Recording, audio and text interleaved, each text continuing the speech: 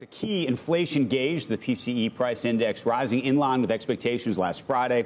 Our next guest says that the market should temper expectations of 3 rate cuts this year and possibly even give small odds to the less likely but not impossible notion of no cut at all. I want to bring in Roger Ferguson, Fed Vice Chair and a CNBC contributor.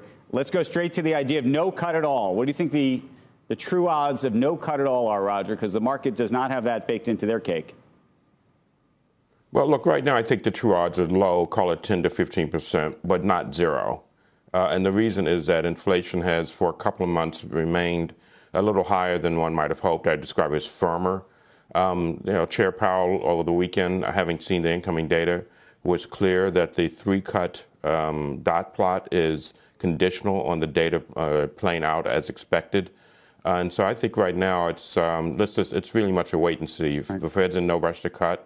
And the data may be firmer, and they may not cut. We'll see. Roger, I was struck by this idea that there is dissension on the board, and I don't know how typical that is. It appears now that the quarterly projections show that 10 policymakers anticipate 3/4 point rate cuts this year, which I think you now take issue with, but 9 committee members see 2 cuts or fewer. How often is that kind of dispersion the case? Look, it's not totally surprising when you get to these points where, I think the desire would be for inflation to continue to come down. It has come down much more slowly. So, look, one should expect people to have slightly different views. Those are not diametrically opposed views. I thought the last time around that the dot plots would lean towards 2. I was basically off by, 1 voter or 1 member. So I'd observe it and think it's what you'd expect.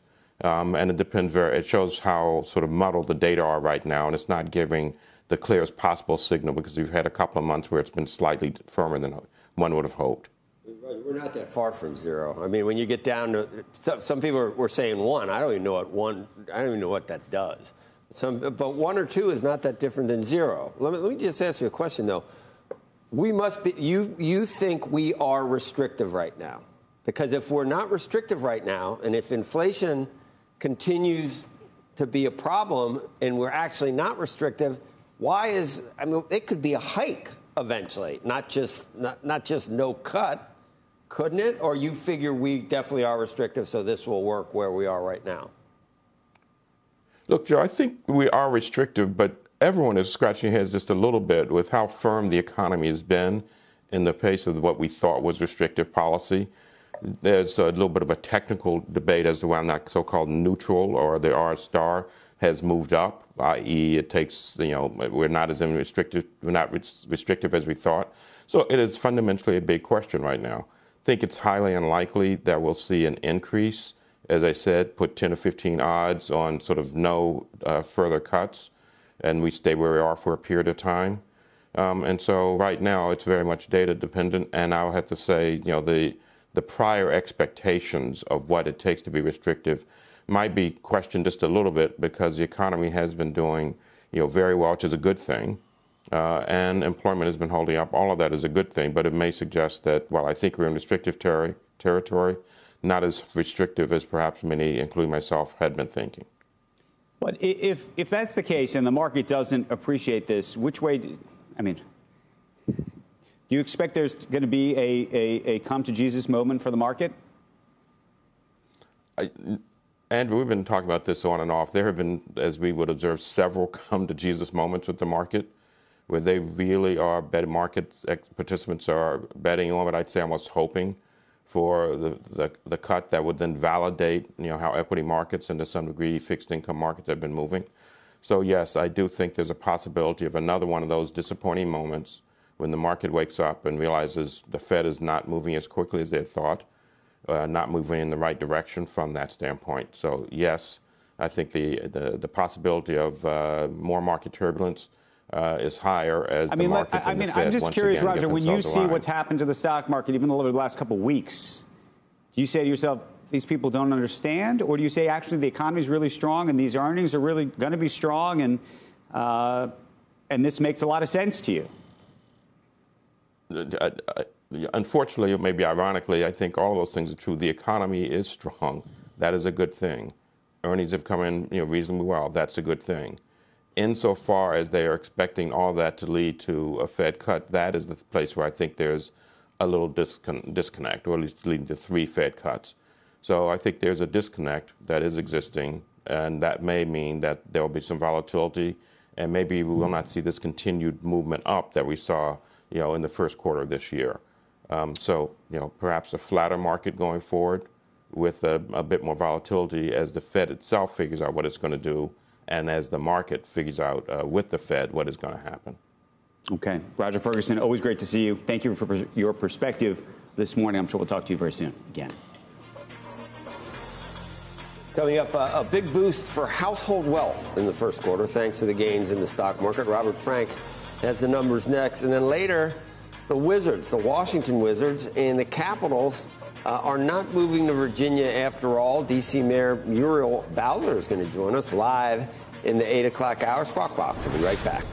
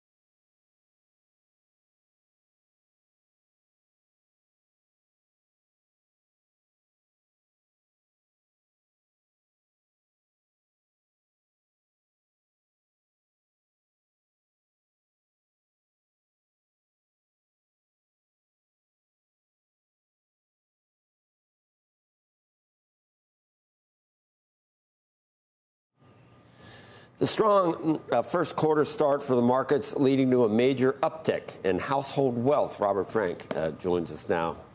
Well, I hope it's not increasing inequality. It's not. Okay, it's good. not, and I will explain why. It's good Nobody news. needs that. Good news all around, Joe. Record highs for stocks created record wealth for households. Household wealth reached an all-time high of $156 trillion at the end of 2023. That was mainly thanks to that end-of-year stock rally. Stocks added over $4 trillion in wealth for Americans in the fourth quarter. Most of the gains, like stocks, are going to the top. The wealthiest 10% of Americans own 87% of all stocks. The top 1% own about half.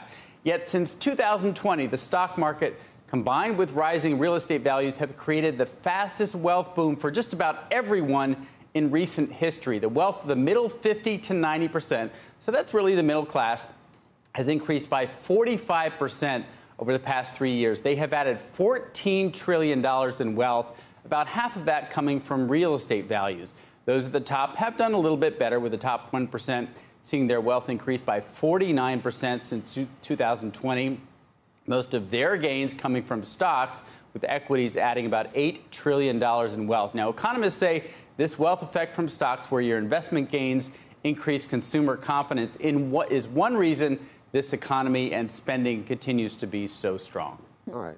I'm not going to look at you in any way looking for something that it's all good. I'm not going to try to find something. The other good there thing, are people that could. I guarantee you there are. The other good thing could. about this is that we have a record number of Americans invested in the stock market. 58% of Americans now own stocks. 20% own individually direct held stocks. Both of those are at all-time records. So not only do we have record wealth from stocks, but a record number of Americans who are participated in the stock market. Do you think that our debt problems and our deficit issues are so serious that maybe we can afford to not get quite as wealthy if we were to pay down some of this? In other words, should we go to 28% on the corporate tax rate? I don't know whether that necessarily means the market doesn't go up as much, or whether it hurts profits, or whether stock values go down. But let's say maybe it's not as good.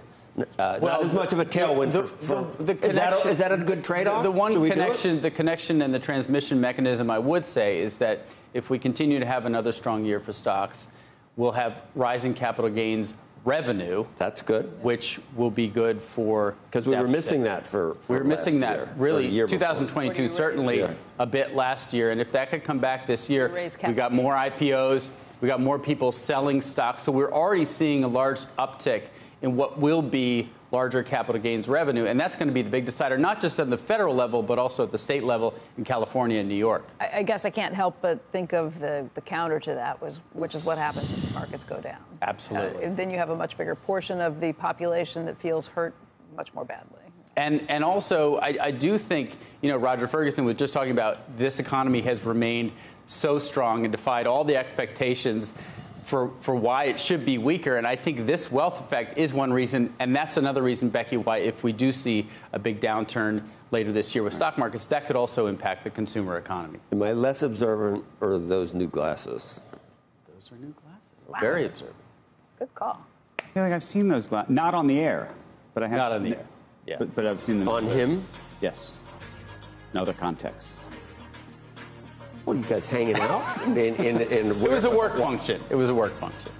Same. I feel like I've seen them before. They're not. Were you there? A work function, like a. We'll make sure you get an invitation. Yes. Next time. Was it in the mail? You can turn it down. The invitation was probably not in the mail, but I don't know. Was it fun? Was there alcohol? It was a lot of fun. I don't know if there was. It alcohol. was fun. I think there was alcohol. There might have been. Frank, I drink water. If Robert was there was caviar, right? There was no caviar, but it was a pretty high-end situation. Well, no wonder. Okay. Yeah. All right. I don't want to go to a place that would invite me. Anyway. Robert, thank you. Thank you, guys. When we come back, Disney shareholders will vote this week on the proxy battle between the company and Trian's Nelson Peltz. We will bring you the latest right after the break.